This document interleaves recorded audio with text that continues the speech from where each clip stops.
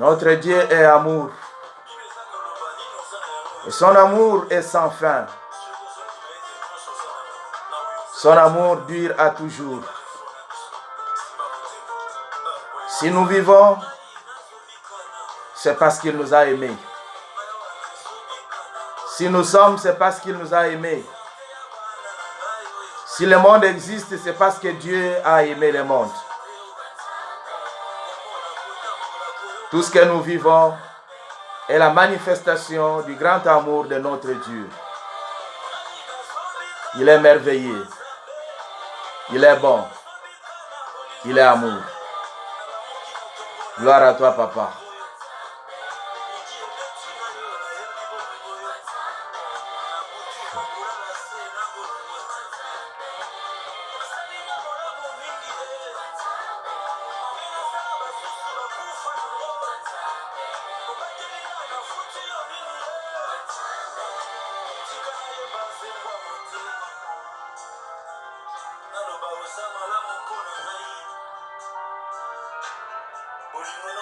Merci. Merci mes frères, merci mes sœurs. Merci la famille de grand Dieu. Merci à vous qui êtes encore connectés ce matin. et avec qui nous allons partager ces messages. Notre Dieu est bon. Il est grand. Il est merveilleux. Il nous a aimés, il nous aime et il nous aimera toujours. Nous allons prier pour commencer ce message. Tendre Père, nous voici ce matin dans ta présence pour écouter l'ainsi dit l'Éternel. Dispose nos cœurs, dispose notre esprit, dispose toutes les capacités que nous avons, de manière que ce que nous allons suivre puisse être pour ta gloire et non pour une gloire humaine. Que ton Saint-Esprit nous accompagne, que ton Saint-Esprit nous éclaire, que ton Saint-Esprit ouvre notre intelligence, notre sagesse pour une compréhension parfaite. Pour ta gloire, au nom de Jésus-Christ. Amen. Chers frères et sœurs, Dieu nous a encore accordé cette grâce de pouvoir être en sa présence ce matin. Ou pendant ce temps ici, nous allons encore partager cette nourriture spirituelle. La nourriture qui nous est indispensable pour notre vie. Et comme vous êtes en train de voir, nous allons chercher ce matin à savoir quel est notre apport, quelle est notre part dans l'accomplissement des promesses de Dieu. Les promesses nous ont été faites et toute la Bible est pleine de promesses. Toute la Bible est pleine de bénédictions. Mais la question que nous sommes en train de nous poser ce matin, c'est celle de chercher à savoir, est-ce que nous avons un apport? Est-ce que nous avons quelque chose à faire pour entrer en possession de ces bénédictions? C'est la question à laquelle nous allons chercher à savoir, ou encore à répondre. Si la réponse est oui, qu'est-ce que nous pouvons faire? Comment est-ce que nous pouvons faire? Je vais vous inviter de prendre vos Bibles et nous allons lire dans Deutéronome, chapitre 4, à partir du verset 37 jusqu'au verset 40. Nous lisons la parole de Dieu. La Bible déclare, « Il a aimé tes pères. Il a choisi leur postérité après eux. Il t'a fait lui-même sortir d'Égypte par sa grande puissance. Il a chassé devant toi des nations supérieures en nombre et en force, pour te faire entrer dans leur pays, pour t'en donner la possession, comme tu le vois aujourd'hui. Sache donc en ces jours, et retiens dans ton cœur que l'Éternel est Dieu, en haut dans les ciels et en bas sur la terre, et qu'il n'y en a point d'autre. Et observe ces lois et ces commandements que je te prescris aujourd'hui, afin que tu sois heureux, toi et tes enfants après toi, et que tu prolonges désormais tes jours dans les pays que l'Éternel, ton Dieu, te donne. Mes frères et sœurs, comme nous sommes en train de voir dans cette lecture, c'est Moïse qui est en train de parler au peuple d'Israël qui est sorti d'Égypte. Il est en train de faire comprendre à ce peuple ici que si l'Éternel a agi, c'est parce qu'il a aimé ses ancêtres, les ancêtres d'Israël, ses pères. Et il n'a pas seulement aimé ses pères, mais il a aussi choisi leur postérité après eux. Et lui-même, par sa grande force, par sa puissance, il les a fait sortir du pays d'Égypte où ils étaient esclaves. Et il leur a donné le pays en possession. Et alors Moïse est en train de faire une recommandation. Il exhorte ce peuple ici de pouvoir retenir dans leur cœur que l'Éternel est Dieu. Que ce soit dans le ciel, que ce soit sur la terre, il n'y a pas d'autre Dieu que celui que lui était en train de leur présenter. Mais vous allez vous rendre compte que Moïse est en train de faire une recommandation. Il leur dit, Dieu vous a donné la possession des pays. Il vous a donné les richesses. Il vous a donné leurs biens. Il vous a fait des promesses selon lesquelles vous devriez vivre heureux. Mais Moïse est en train de demander à ce peuple ici de pouvoir faire quelque chose. Il dit, observe ces lois et ces commandements que je t'ai prescrits aujourd'hui, afin que tu sois heureux. Moïse lui dit, oui, les pays vous en avez en possession. Les richesses vous en avez en possession. Les biens vous en avez en possession. Les terres et tout ce qui appartenait à ce peuple que Dieu a chassé devant vous, vous en avez en possession. Ils vous appartiennent selon la promesse de l'Éternel. Mais pour que vous puissiez réellement entrer en possession de ceci, pour que vous puissiez les bénéficier, pour que ces promesses deviennent une réalité, il y a quelque chose que vous devriez faire.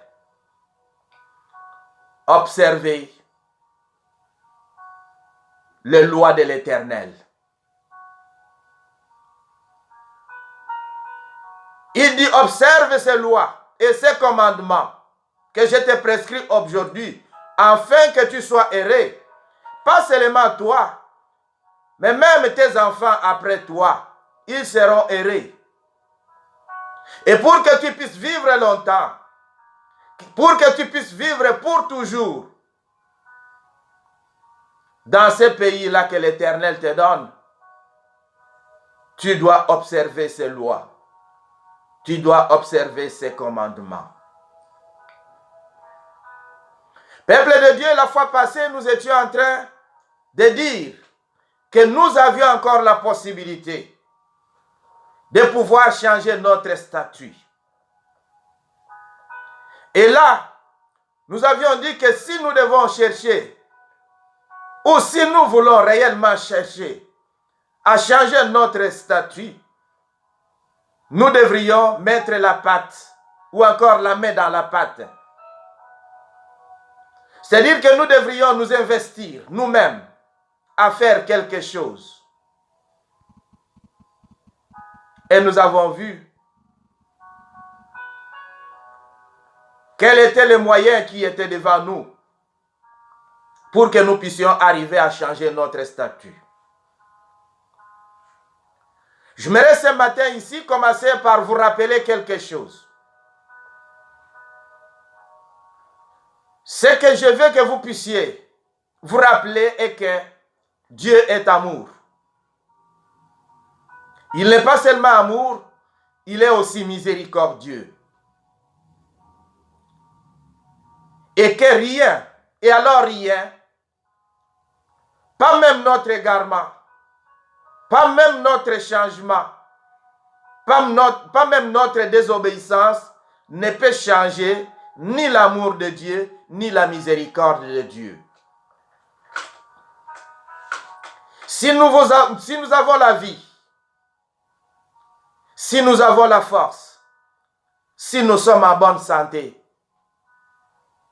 c'est parce que Dieu nous aime et parce que Dieu le veut. Et aussi, si nous sommes malades, je peux le dire en ces termes-là, c'est aussi par amour de Dieu que nous sommes malades. Pourquoi est-ce que je dis que c'est par amour de Dieu? Parce que si nous croyons que la plupart des maladies est le résultat du péché et la conséquence du péché, et que nous savons que le salaire du péché, c'est la mort. Nous avons péché. Dieu n'a pas accepté de passer à la vitesse supérieure, c'est-à-dire aller au dernier verdict, prononcer la mort contre nous. Mais il a permis seulement que nous soyons malades. C'est encore par amour. C'est parce que Dieu ne veut pas que nous puissions mourir. Il veut que nous puissions avoir le temps de pouvoir nous rétablir, nous repentir, revenir à lui. Et j'aimerais même dire que notre maladie est tout simplement le temps. Ou encore le temps que nous passons dans la maladie. C'est le temps de la patience de Dieu. Dieu nous accorde encore l'opportunité. Nous dit, voilà, vous êtes fragile. Vous pouvez tomber d'un moment à l'autre. Mais je permets que tu sois malade. Afin que tu te rendes compte de ton état et que tu reviennes à moi. Donc j'aimerais dire ce matin que quelquefois la maladie pour nous, c'est encore la manifestation de l'amour de Dieu. Dieu est patient avec nous. C'est pourquoi il pouvait nous dire dans sa parole, dans 2 Pierre chapitre 3 verset 9, la Bible déclare, le Seigneur ne tarde pas dans l'accomplissement de la promesse, comme quelques-uns le croient, mais il use de patience envers nous, ne voulant pas qu'aucun périsse, mais voulant que tous arrivent à la repentance. Le problème de Dieu, s'il peut accepter de nous mettre dans certaines situations, c'est parce qu'il veut que nous puissions arriver à la repentance. Parce que si Dieu n'était pas amour, à peine nous avons péché, comme le dit la Bible dans Romains, le salaire du péché c'est la mort. C'est-à-dire qu'à tout péché, ou tout celui qui péchait, devrait passer par la mort. Ici, je ne vois pas seulement la mort physique, mais il y a surtout la mort spirituelle, la séparation d'avec Dieu. Mais Dieu permet que nous puissions encore demeurer dans un certain état où il nous donne la possibilité de pouvoir agir, de pouvoir revenir ou encore arriver à la repentance afin que nous puissions vivre. Mais nous devons chercher à savoir quelque chose, que l'amour de Dieu ne nous rend pas inactifs. L'amour de Dieu ne limite pas notre liberté en ce qui concerne l'accomplissement de ses promesses dans notre vie. C'est-à-dire que nous ne pouvons pas dire, parce que Dieu est amour, nous n'avons rien à faire. Nous pouvons croiser les mains et attendre que Dieu puisse manifester son amour afin que tout ce que nous avons besoin puisse nous arriver. C'est même la raison pour laquelle vous allez vous rendre compte, vous qui avez l'habitude de lire la Bible, que beaucoup de promesses de Dieu sont dans le futur. Pourquoi est-ce que les promesses de Dieu sont dans le futur? Et d'ailleurs, quand nous parlons de la promesse, nous sommes en train de voir le temps qui vient après. Parce que ce qui est déjà réalisé ou ce qui est en train de se réaliser n'est plus une promesse. Et les promesses de Dieu sont dans le futur. Pourquoi? Parce que Dieu veut bien que nous puissions prendre notre temps, que nous puissions utiliser le potentiel que Dieu a mis en nous pour faire notre part. C'est-à-dire que dans l'accomplissement des promesses de Dieu, Dieu lui a fait ce qu'il devrait faire. Il a déjà disponibilisé toutes ces promesses-là. Il nous l'a promis. Mais maintenant, Dieu attend que nous puissions faire notre part, que nous aussi nous puissions intervenir, afin de pouvoir entrer réellement en possession de ces promesses-là. Nous avons quelque chose, nous avons un apport à apporter dans la réalisation, dans l'accomplissement des promesses de l'Éternel. Deutéronome chapitre 7, à son verset 9, la Bible pouvait nous dire quelque chose. Sache donc que c'est l'Éternel ton Dieu qui est Dieu. Ce Dieu fidèle garde son alliance et sa miséricorde jusqu'à la 1000e génération envers ceux qui l'aiment et qui obéissent à ses commandements. Ici, la Bible est en train de nous dire quelque chose. La Bible parle de la fidélité de Dieu. La Bible parle de l'alliance de Dieu. C'est Dieu qui conclut l'alliance avec nous. C'est Dieu qui fait des promesses. Mais nous allons nous rendre compte, dans ce texte que nous venons de lire, que la durée de la miséricorde de Dieu, nous allons nous rendre compte que la fidélité de son alliance ne dépend pas de ce que Dieu est. Parce que lui, en tant qu'amour, il a fait des promesses, les promesses de bonheur. Il a conclu une alliance avec nous, afin que nous puissions lui appartenir, que nous puissions vivre. Mais maintenant, la fidélité de son alliance dépend de notre comportement, dépend de notre position, dépend de ce que nous faisons.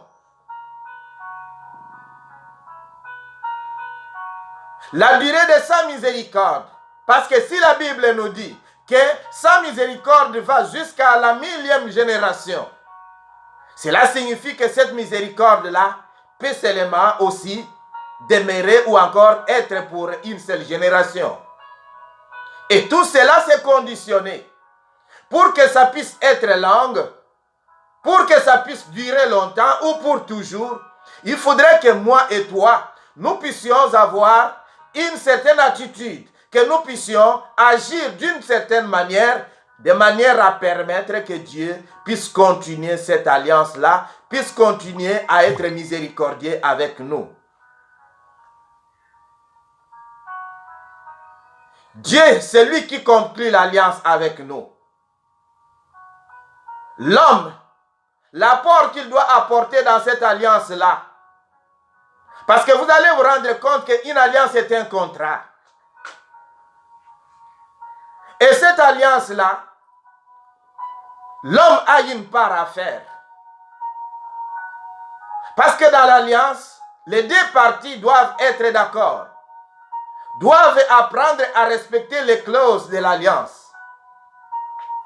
Si les clauses de l'alliance sont respectées, l'alliance demeure. Mais si les clauses de l'alliance ne sont pas respectées, automatiquement, l'alliance ne peut que se rompre. Il revient à l'homme de pouvoir maintenir l'alliance. Il revient à l'homme de pouvoir soigner l'alliance. Et il le fait en respectant les clauses. Parce que dans l'alliance, il y a toujours quelque chose qui est dit. Nous avons conclu cette alliance. Voilà, toi tu feras ceci, moi je ferai ceci. Dieu a déjà fait sa part. Il a mis devant nous toutes les promesses que nous avons dans la Bible. Elles nous appartiennent. Mais pour que nous puissions entrer en possession de ces promesses-là, il faudrait que nous puissions faire notre part. Il faudrait que nous puissions respecter les clauses de l'alliance. Et il n'y a que de cette manière-là que nous allons voir la manifestation, l'accomplissement des promesses de Dieu. Quand nous revenons au texte que nous avons lu, vous allez vous rendre compte que c'est l'Éternel qui a fait sortir le peuple d'Israël de l'esclavagisme. C'est l'Éternel qui a promis de pouvoir leur donner les terres de leurs ennemis. C'est l'Éternel qui a promis toutes les bénédictions, qui a promis que toutes les richesses de ce peuple-là devraient appartenir à Israël. Mais pour chasser leurs ennemis, afin qu'ils puissent entrer en possession de ces terres-là, Israël devrait agir. Dieu dit qu'il devrait chasser ce peuple-là graduellement. Il ne devrait pas les chasser tous au même moment. Parce que Dieu attend que vous puissiez comprendre, ou attendez que Israël puisse arriver à comprendre pourquoi est-ce que Dieu l'a fait sortir et pourquoi est-ce que Dieu l'a amené là. Au verset 22 de Deutéronome 7, la Bible dit: l'Éternel ton Dieu chassera, ou encore les chassera, peu à peu ces nations loin de ta face. Tu ne pourras pas les exterminer promptement, de peur que les bêtes des champs ne se multiplient contre toi. L'accomplissement des promesses de Dieu est graduel. Vous êtes en train de vous rendre compte ici que Dieu promet de pouvoir chasser ces nations-là peu à peu. Parce que Dieu craint quelque chose. Ce n'est pas que Dieu n'en avait pas la capacité. Mais il avait la capacité de pouvoir chasser en un jour toutes ces nations-là. Mais Dieu dit, si je peux le faire, il y a les bêtes des champs qui vont se multiplier. Et ils vont se multiplier. Ils vont être contre vous et ils vont vous dévorer. Dieu attend que tu comprennes, que tu sois entraîné, que tu saisisses réellement l'opportunité, que tu saisisses pourquoi réellement Dieu a accepté de pouvoir te mettre à telle ou telle autre place, ou encore mettre à ta disposition telle ou telle autre promesse ou encore bénédiction. Vous allez vous rendre compte, peuple de Dieu, que très souvent, serviteurs de Dieu que nous sommes, quand nous parlons de bénédiction, quand nous parlons de la réalisation des promesses de Dieu, quand nous parlons de la réalisation des bénédictions de Dieu dans la vie de nos fidèles, c'est comme si cela dépendait de nous. C'est comme si cela dépend du serviteur de Dieu. C'est comme si cela dépend de sa puissance. C'est comme si cela dépend de son onction. C'est comme si cela dépendait de son ministère. Et pourtant, nous devons ou nous devrions chercher d'abord à faire comprendre celui qui est en face, le fidèle qui est dans les besoins, notre frère, notre sœur qui est dans les besoins, qui veut entrer en possession des bénédictions. Nous devrions lui faire comprendre qu'il avait quelque chose à faire.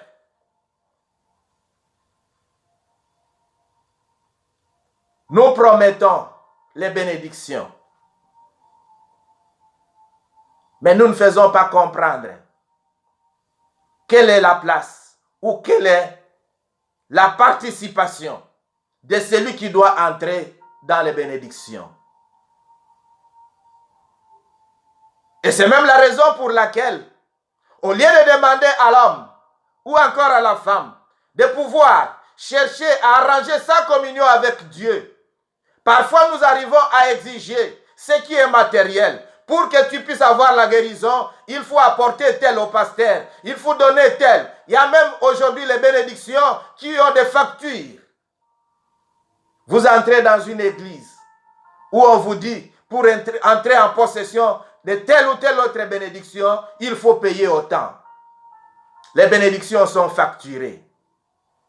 Et alors, celui qui ne s'est pas rendu compte, qui apporte son argent, ce qu'il attend, il attend d'être béni. Mais pour être béni, pour que Dieu puisse accomplir sa promesse dans la vie de cet homme, est-ce que cela dépend de son argent? Cela dépend de ce bien qu'il peut apporter au pasteur? Je ne pense pas. Cela doit dépendre de ce qu'il doit faire vis-à-vis de Dieu. De comment il doit se comporter. Parce qu'il a une part. Il doit participer. Notre participation est vraiment obligée. Dieu a déjà fait sa part. Il a mis à notre disposition tout ce qui est nécessaire. Vous allez vous rendre compte que quand Dieu a créé l'homme, il l'a créé et l'a placé au milieu des bénédictions. Dieu n'a pas demandé à l'homme d'aller chercher les bénédictions. Dieu n'a pas demandé à l'homme de pouvoir faire un effort pour trouver les bénédictions. Mais Dieu l'a placé dans les bénédictions. Dans les jardins d'Éden, il y avait déjà tout. Il ne manquait absolument rien. C'est-à-dire que l'homme pouvait vivre à l'aise. Il n'avait pas besoin d'aller chercher les bénédictions ailleurs. Mais cela n'est pas fini. L'homme avait un devoir. Il avait quelque chose à faire. Le devoir ou encore la responsabilité que l'homme avait, c'était celle de prendre soin et de maintenir ces bénédictions-là qui étaient pour lui. Il devrait maintenir ces bénédictions-là. Il devrait soigner ces bénédictions-là afin de pouvoir les bénéficier.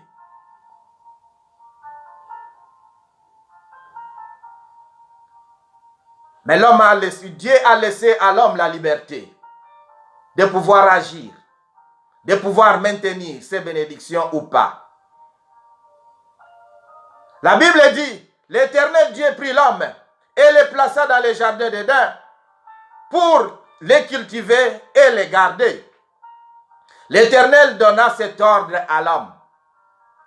Tu pourras manger de tous les arbres du jardin, mais tu ne mangeras pas de l'arbre de la connaissance du bien et du mal. Car le jour où tu en mangeras, tu mourras. C'est dire qu'ici, Dieu était en train de dire, voilà, tu as devant toi toutes les bénédictions. Tu as devant toi toutes les promesses de vivre heureux. Mais tu as une part. Pour que tu puisses maintenir la possession de ces bénédictions-là, tu as quelque chose à faire. Tu dois m'obéir. Tu ne dois pas toucher au fruit de l'arbre de la connaissance du bien et du mal. Les jours où tu vas en manger, les jours où tu vas toucher à ça, cette possession-là te sera retranchée. Tu ne seras plus le maître de ces bénédictions-là. Et vous allez vous rendre compte que le diable connaissait. Parce que le diable, même quand il est allé vers l'homme, ce n'est pas qu'il l'a forcé. Ce n'est pas qu'il a utilisé son intelligence pour chercher à imposer à l'homme de pouvoir manger. Mais il a cherché à utiliser sa liberté. Il est allé et il lui a dit ce qu'il pouvait lui dire. Et l'homme a choisi librement. Et au moment où il a péché, la possession de toutes ces promesses, de toutes ces bénédictions, lui ont été retranchées. Et la Bible nous dit même les animaux qui étaient en train de lui obéir sont devenus rebelles. Les poissons sont devenus rebelles. Les oiseaux sont devenus rebelles.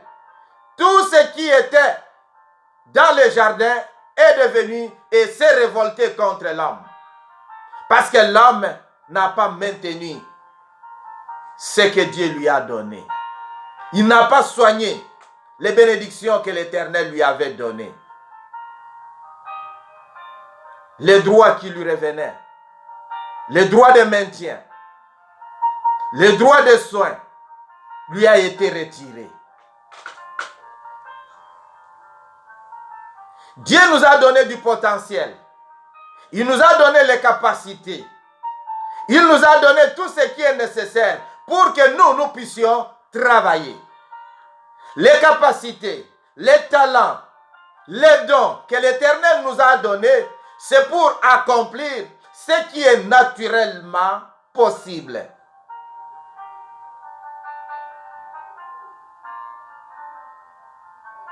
Dieu nous a fait des promesses. Mais nous devrions participer à la réalisation de ces promesses-là. Et Dieu veut que nous puissions le faire de façon constante. Que nous ne puissions pas le faire une fois, nous asseoir sur ce que nous avons fait. Il y a des gens aujourd'hui dans l'église qui se sont assis sur les biens qu'ils ont déjà accomplis. Ils sont assis sur ce qu'ils ont fait. Chaque fois qu'on parle d'une chose, ils disent, moi j'avais fait. Quand moi j'avais fait, ce n'est pas le cas. Parce que les promesses sont dans le futur. La réalisation des promesses est dans le futur. Nous ne devons pas continuer à tenir compte de ce que nous avons fait, mais nous devons viser ce futur-là. Nous devons voir devant nous ce que nous devrions faire pour réaliser ou pour entrer en possession de ces promesses-là.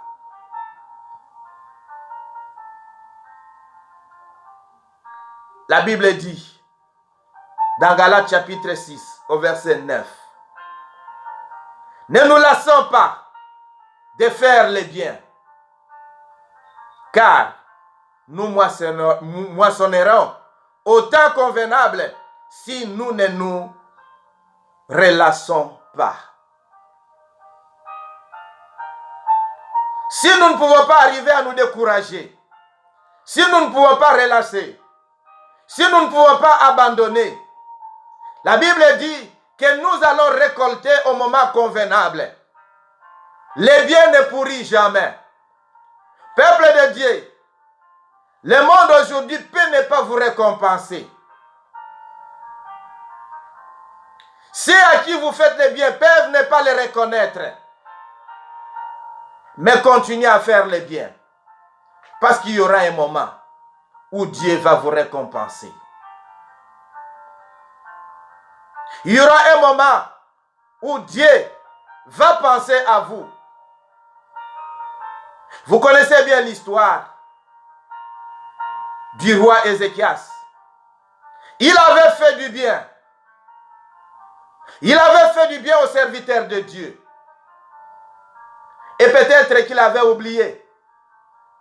Il n'avait jamais trouvé récompense de ces biens-là. Il tombera malade. Et l'Éternel enverra son serviteur comme pour dire, il ne sortira pas sain sauf de cette maladie-là. Il va mourir de cette maladie-là. Mais alors Ézéchias va rappeler à l'Éternel. Il dit, souviens-toi.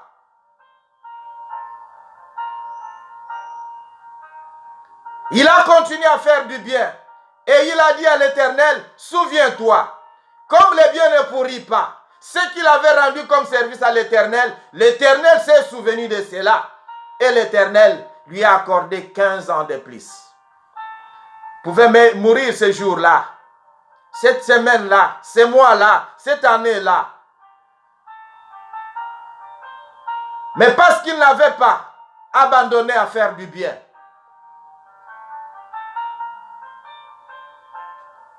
L'Éternel lui a récompensé au moment convenable.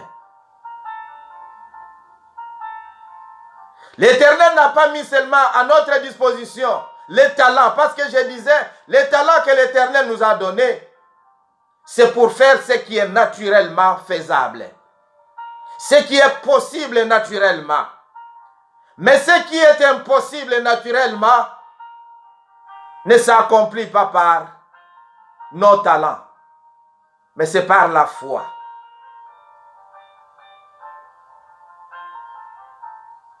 Parce que la foi est la possibilité pour Dieu de démontrer sa capacité à agir pour nous et à agir à travers nous. La foi intervient pour rendre l'impossible possible. Et tout cela, c'est l'amour de Dieu. Il s'est dit, il y a des choses que nous pouvons faire naturellement, avec nos capacités, avec nos connaissances, avec nos talents. Mais il s'est dit, il y a des choses qui appartiennent à lui. Mais que nous pouvons arriver à réaliser. S'il a mis à notre disposition la foi, c'est parce que Dieu veut que nous puissions utiliser cette foi, que nous puissions mettre en pratique cette foi, que nous puissions participer, que nous puissions agir par elle, afin de pouvoir entrer en possession de ce qui est impossible. Voyez combien est-ce que Dieu est prévoyant. Voyez combien est-ce que Dieu nous a aimés. Voyez combien est-ce que Dieu ne veut pas que nous puissions rester les mains croisées. Quel est ton apport? Tu ne dois pas te contenter seulement des promesses. Tu ne dois pas seulement être là en train de dire oui, je suis enfant de Dieu, toutes les bénédictions sont à moi, toutes les promesses sont à moi, tout ceci, tout cela. Mais il faudrait que tu agisses, il faudrait que tu fasses quelque chose, il faudrait que tu t'investisses dans ce que tu dois faire, afin que par toi, Dieu puisse réaliser ses promesses. Nous ne devons pas attendre tout de Dieu. La réalité est que on finit toujours par lui. C'est lui qui réalise, c'est lui qui dit les derniers mots. Mais il veut que nous puissions d'abord cheminer. Il veut que nous puissions parcourir l'espace qu'il nous a donné.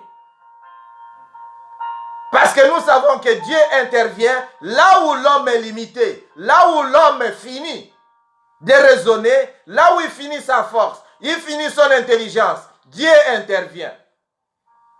Et il peut intervenir par la foi qu'il a mis en nous. Ce n'est pas Dieu qui doit appliquer notre foi. Mais Dieu nous demande, nous, de pouvoir mettre à l'œuvre notre foi. Que nous puissions l'appliquer afin de pouvoir entrer en possession de ces bénédictions. Quel est ton apport? Aujourd'hui même, quand tu vas vers un serviteur de Dieu pour demander d'aide, il ne faudrait pas que tu puisses attendre que les serviteurs de Dieu puissent faire tout pour toi. Lui n'est qu'un canal. Dieu peut l'utiliser, Dieu peut écouter sa prière. Mais la grande partie, le noyau de la bénédiction, c'est toi-même. Toi-même, tu dois agir. Toi-même, tu dois te donner. Toi-même, tu dois faire quelque chose. C'est la raison pour laquelle, dans un des messages que nous avons déjà écoutés, je disais, même quand les enfants d'Israël se sont retrouvés devant la mer Rouge, Dieu n'a pas dit à Moïse, taisez-vous, attendez, je vais envoyer les anges, ils vont vous transporter et vous déposer de l'autre côté de la mer. Mais il a dit à Moïse, toi, agis. La verge que tu as entre tes mains, tends sur la mer. Et demande aux enfants d'Israël de marcher. Et moi, comme Dieu, je vais agir moi aussi. C'est-à-dire que dans notre vie, dans l'accomplissement de la promesse de Dieu, dans l'accomplissement des bénédictions de Dieu, dans leur réalisation, nous avons notre part. Nous devons nous aussi agir. Nous devons mettre la main dans la pâte. Nous ne devons pas attendre que les autres fassent tout pour nous. Tu as pour toi toutes les promesses. Mais est-ce que tu as déjà compris ce que tu dois faire?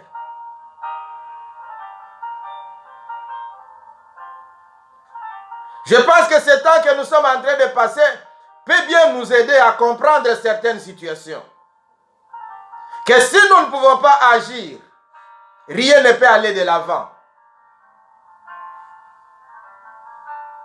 Parce que parfois on pensait que tout pouvait aller comme sur une roulette. Mais maintenant on se rend compte que chacun doit participer. Chacun doit intervenir. Chacun doit apporter sa pierre.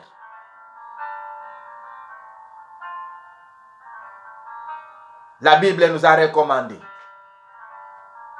Observe ses lois et ses commandements, afin que tu sois erré.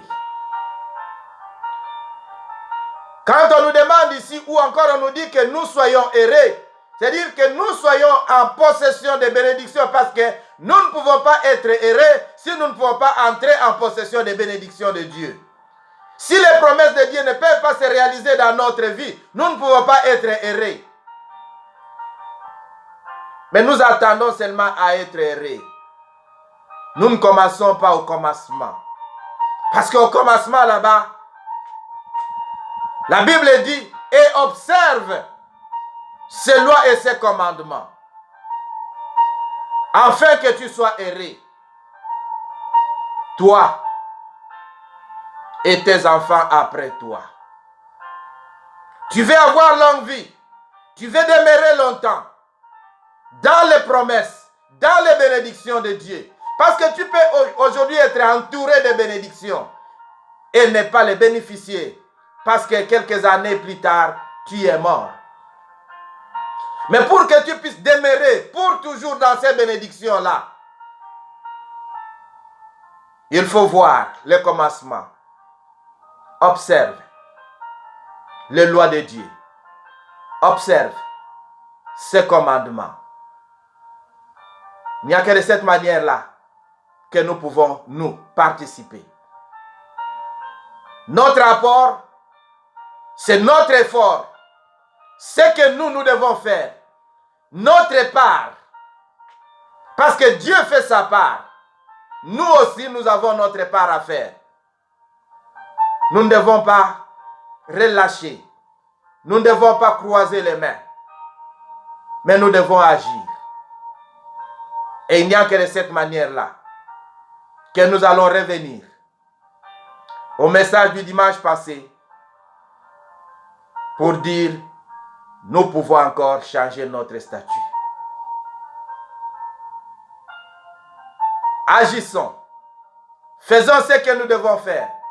Posons toujours à Dieu, au lieu de continuer à demander des bénédictions, au lieu de continuer à chercher les messages où on ne parle que de bénédictions, mais cherchons à demander à Dieu, quelle est ma part?